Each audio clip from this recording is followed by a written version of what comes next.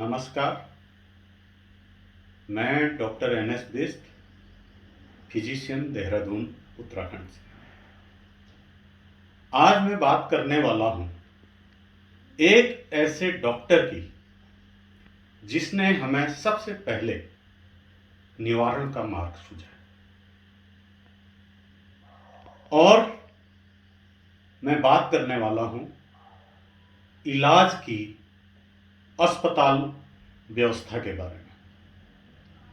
सबसे पहले शुरू करते हैं कोरोना काल से। क्या है कोरोना काल?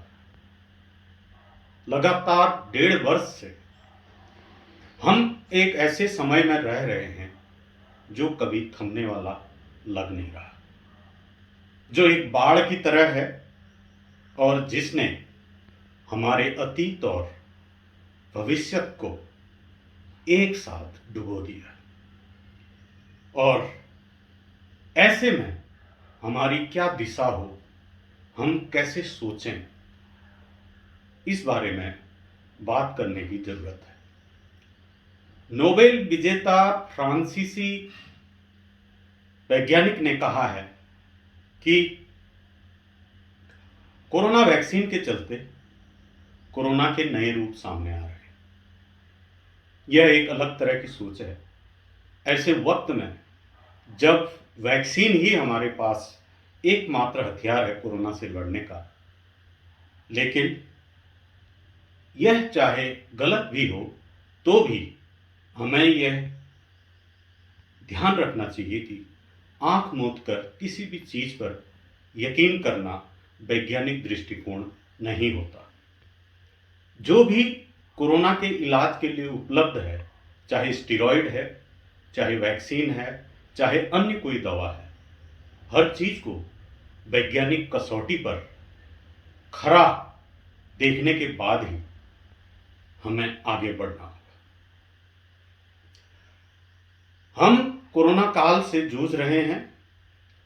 ऐसे में मैं याद करना चाहूंगा पुराणों की उस कथा को जिसमें यक्ष से प्रश्न पूछा गया था धर्मराज युधिष्ठिर से कि दुनिया का सबसे बड़ा आश्चर्य क्या है, जिसका जवाब था कि अपने सामने लोगों को मरते हुए देखकर भी व्यक्ति ये सोचता है कि मैं अमर हूं। यानी दूसरी भाषा में कहें तो मौत को सामने देखकर भी आंख मूंद लेना, मौत को सामने देखकर भी यह सोचना कि मुझे कुछ नहीं होगा। आज कोरोना काल में जबकि हमारे सामाजिक संबंधों में कमी आई है, ऐसे में एक व्युत्क्रम भी दिखता है। ऐसा लगता है जैसे हम सभी एक ही धरातल पर खड़े हैं, एक ही प्लेटफॉर्म पर खड़े हैं और सबके सब लोग एक साथ किसी अनजानी अदृश्य सूक्ष्म मौत का सामना कर रहे हैं। तो हमें बात करनी चाहिए उस महान डॉक्टर की, उस महान फिजिशियन की, जिसने हमें सबसे पहले निवारण का मार्ग दिखाया। डॉक्टर गौतम बुद्ध, जिन्हें भगवान बुद्ध के नाम से भी जाना जाता है। मौत से लड़ने के लिए, मौत की दवा ढूंढने के लिए भगवान बुद्ध घर से निकले और उन्होंने जो मार्ग हमें आखिर में 7 साल की तपस्या के बाद मध्यम मार्ग चुनकर जो उपाय उन्होंने हमें सुझाया, उस मार्ग को कहते हैं निरोध का मार्ग या रोकथाम का मार्ग।